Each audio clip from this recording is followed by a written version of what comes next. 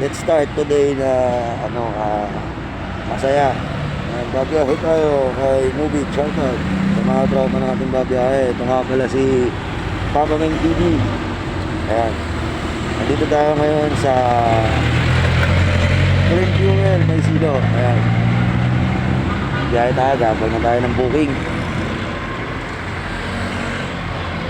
Kung nag-aabang tayo, i-pray tayo, siyempre mag-pray din natin yung mga kasama nating tropa sa Alsada. Sit back and relax. Tawag dito, i-update ko na lang kayo sa mga magiging biyahe natin. Sheesh.